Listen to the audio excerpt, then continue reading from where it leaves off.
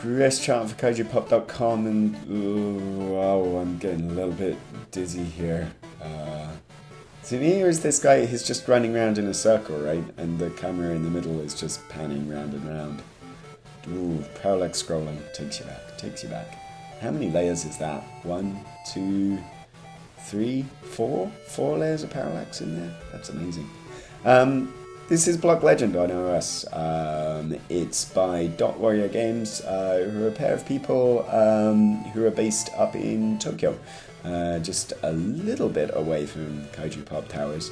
And this is their first game. It's a puzzle gamey RPG thing, designed from the perspective of let's make a puzzle gamey RPG thing that isn't dominated by, you know, Puzzle and Dragon style free-to-play greed, and is instead just straight up a little bit of fun with your typical bit art inspiration as far as art style is concerned. So yeah, you start off the game with a couple of heroes. You can unlock more later on by using star blocks, and I've gotten 9 star blocks the last time I played the game. I thought at first, honestly, when I saw it said tap to unlock for 5 star blocks, I went looking for the in-app purchase shop. There isn't any in it. There is no in-app purchasing going on in this game. You pay for it, and then you've got it, and it's yours, and you get the star blocks by playing the game. So let's unlock a new character here, a witch. Likes brooms, magic, and cool hats. That's how witches are. And she gets a magic bonus. So they've each got, well, except for these generic starter guys, they've each got a little perk. So I'll be her, I think. And yeah, you've got endless runner style quests to go for as you play the game. And as we go into here, the game might be fairly familiar. So there's different regions, starting regions to get off with as well. I didn't do too well this the last and first time I played the game, because I got to the second region but I didn't finish it, so I didn't unlock it yet, I guess. So we'll start off in the forest at the beginning here. And yeah, last time I played the game, I had a couple of items which I didn't get around to using, so those carry forward. When you die, there's permadeath, and you start back at the beginning again. But I can choose something to go for here. Let's... Oh, whoops, hang on. Oh, I'd be spending my... Yes, okay. So any items that I've encountered in the game before, I can spend more star blocks on to equip those from the beginning, but you don't have to. I haven't found any equipment to equip, so that's that sketch knackered. Yeah, so let's get going. This is a naked run of Block Legend on iOS. And yeah, there we go. And you might kind of think, oh god, another match 3. It's not a match 3 game. It's you're touching light-colored blocks to make them disappear. And it's very, very similar to 10 million, which was kind of a lot of people's you know, iOS craze for a little while, a couple of years ago. It's very similar to that, really. The idea is you're running along this map. You can see my progress at the top, you know, and as I go, I can match the hearts to gain health. I want to touch the swords that are together, you know, to attack, the shields to boost my shield. And you know, the hearts for extra energy. The green is magic attacks, and different enemies are susceptible to different attacks. And I've got gold, and there's loot. So yeah, it is in essence 10 million, but whereas 10 million you are sliding tiles, here you're just seeing where they're all connected together and touching them to make them go away. So yeah, gameplay wise, if you've played that game, and you really should if you haven't already, that game's fantastic, then you'll be pretty much right at home here. The difference with this game is that whereas 10 million was about constantly dying and then gradually building up your XP or whatever to finally get to the end. Here, each kind of game is a little bit more self-contained, except for the fact that you retain items that I'm about to buy in the shop, or I would do if I had more gold, but I'm not going to. Okay, so I'm going to tell them to go away. Yeah, apart from that, each game is kind of unique. It's a little bit more like an endless runner here, where you go as far as you can, you get a score at the end, and then you go hooray, and you share that on Facebook if you're annoying. Yeah, that's what we're doing here. And the other thing is, there's I think a good deal more character, even though 10 million had its sort of, I don't know, very British appeal to it, and sort of Spectrum-esque kind of aesthetic to everything. In Block Legend, obviously, the art direction is very much 16-bit RPG, specifically JRPGs, and, you know, I mean, this is a Japanese-based studio, so, you know, the influence is kind of obvious, and you know, I like the little traces of humor there, that you know, the different funny names that each character you encounter, each enemy you encounter have, like a robust bear. This is a poetic bear, and yeah, if you're particularly focused on the text blurb at the top, it's fairly amusing. So I've made it to the next village here, so let's see.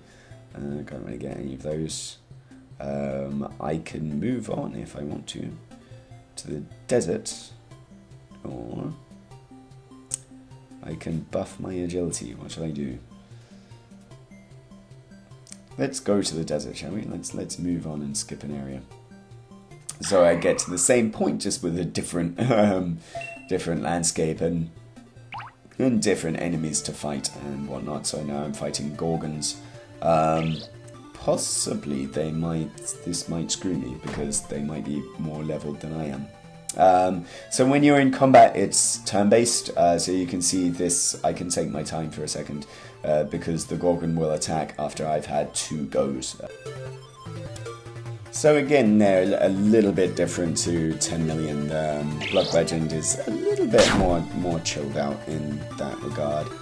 And yes, I'm sort of picking out something that will do more damage here. So yeah, it's perhaps not a sensible idea. I could breeze through the jungle with no real issue here, but by warping to the desert, I'm facing some slightly more powerful enemies.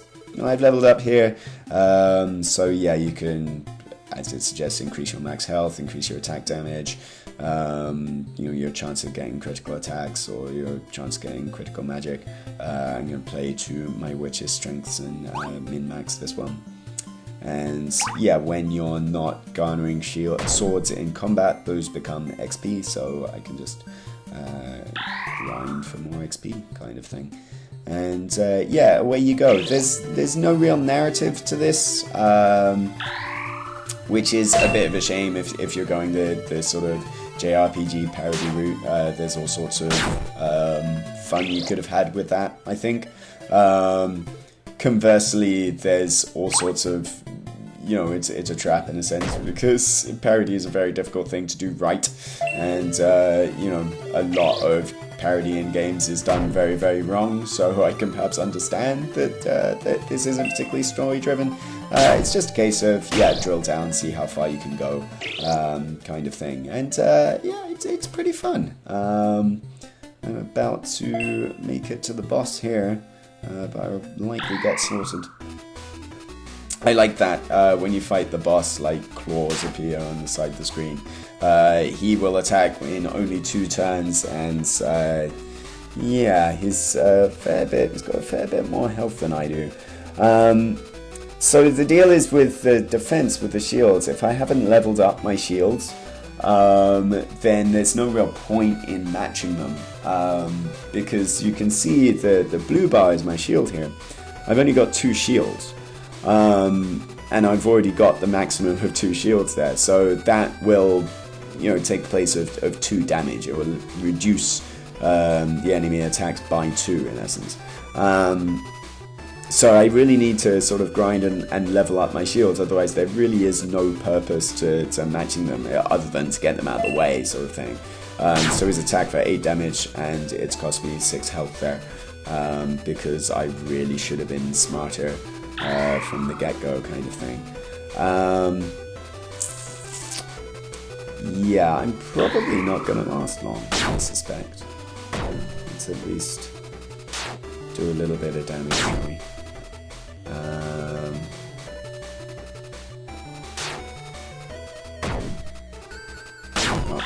Can recover a little bit of health, not much. I'm not even lucking out with these, the gem placement. The golden swords clear out a large space and do a good bit more damage, so those are good things to go for. But it's smart to sort of chain them around other things, which I haven't done. So this is a poor effort on my part. Again, this is the second time I played the game, so back off. I'm screwed here. It's all over. Yeah, it's all over. There we go. I was crushed by an ank. Yeah, and at the end you have a nice little explanation of how you did. You explored many regions. That is a lie. But each of these little bits, they bulk up your score. So I discovered fast treasures. Got 2 bits of gold. Vanquish many difficult foes. I think that's a lie as well. But it's time to go home. So you don't die. Nothing ends in death. It's just off you go. Back in, try again. And a new high score, which I find hard to believe. I think I got further last time. I suppose the desert's a harder region to go for, I guess. But yeah, and that's it. You can share your scores and things on Twitter and Facebook. Oh yeah, I did much better the first time I played, actually. So it's a new high score. That wasn't true either. No Game Center integration, which is possibly a shame if you're into that kind of thing. It would be kind of nice to compare friend scores. That's usually a perk in a puzzle game like this. But yeah, it's decent fun. It's got a nice art style to it. These are the people that made it. Anyway, it's an enjoyable little Wii game. It's not gonna blow you away. It's not the most original of things, but it doesn't have to be. And it's quite entertaining. And there's no horrible freemium stuff in the way. So yeah, Block Legends on the App Store probably by the time you watch this. Chris Jarton for KaijuPop.com. Thanks for watching. Bye.